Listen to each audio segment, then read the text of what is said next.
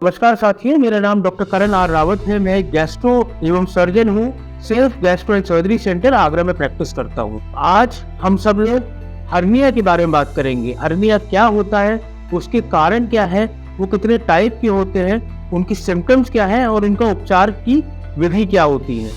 Hernia क्या होता है? हर्निया एक उभार होता है, एक एबनॉर्मल प्रोट्रूजन। कोई भी उभार जो हमारे पेट की जगह पर दिखाई पड़े या पेट के आसपास दिखाई पड़े, उसे हम हर्निया कहते हैं। उस उभार में क्या क्या हो सकते हैं और इन्हीं की वजह से हम टाइप्स ऑफ हर्निया को डिफाइन करते हैं। टाइप्स ऑफ हर्निया में सबसे पहले जो सबसे कॉमन है वो होता है इंग्वाइनल हर्निया। इंग्वाइनल मतलब जो हमारे राइट और लेफ्ट साइड नीचे का पेट है, उसके नीचे हमें गुब्बारा सा फूलता हुआ दिखाई दे, या तो हमारी नाभि के ऊपर कभी भी गुब्बारा से फूलता हुआ दिखाई दे, उभार आए, तो उसे अम्बिलिकल हर्निया कहते हैं। उसके बाद हमारे नाभि के ऊपर अगर एपिगैस्ट्रिक रीजन जिसे कहते हैं उसमें उभार आए तो उसे एपिगैस्ट्रिक हर्निया कहते हैं।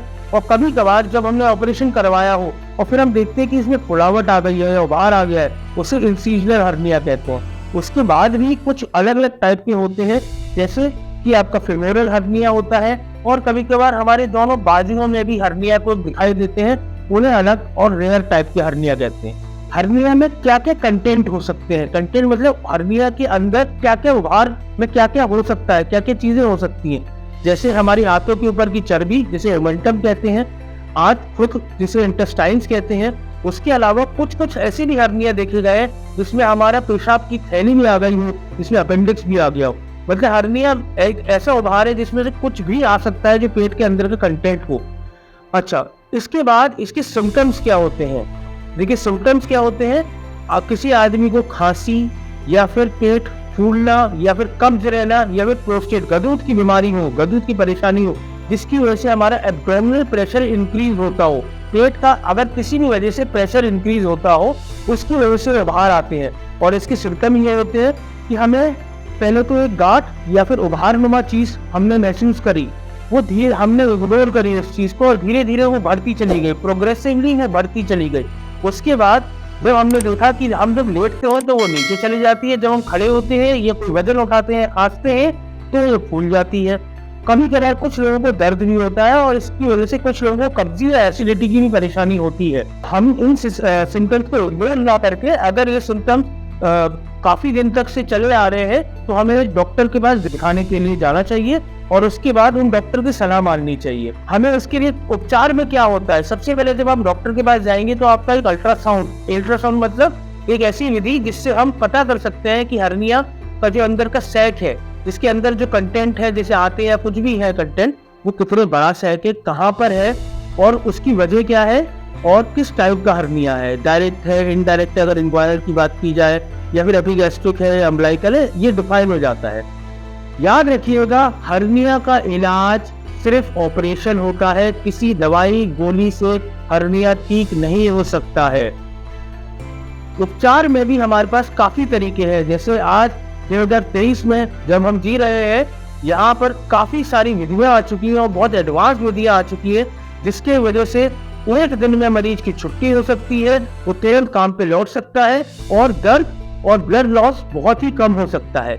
ऐसी सबसे जो एडवांस विधि है जिसके बारे में बात करना चाहूंगा वो है रोबोटिक विधि। रोबोटिक सिस्टम जब से आए हैं तब से हर्निया एक नई तरीके से एडवांस विधि से ट्रीटमेंट होने लगा हुआ है उसका।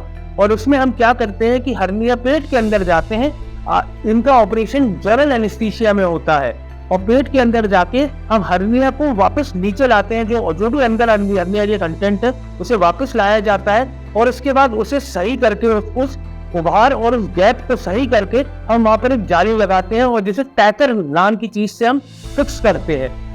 रोबोटिक सर्जरी विधि के फायदे क्या होते हैं? इसमें जो रोबोट होता है, एक तो कोई हमारे अगर किसी के हाथ हिलते हैं तो इस रोबोटिक सिस्टम हाथ नहीं हिलेंगे उसमें, और रोबोट 360 डिग्री तक घूम सकता है, तो इससे आसानी होती है और अच्छे रिजल्ट हम अचीव कर सकते हैं। सेकेंड विधि लैप्रोस्कोपिक विधि। लैप्रोस्कोपिक में कई तरीके की टेक्निक्स है, जैसे TAPP, TEPP, IPOM प्लस और ETAR।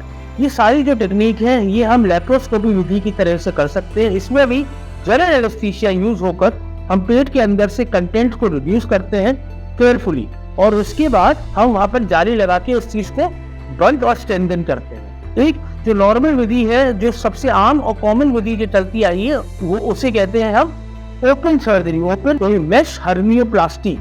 इस मेश हर्नियोप्लास्टी को स्पाइरल एनेस्थीसिया मतलब पीठ में सिल की सुई की वजह से किया जाता है।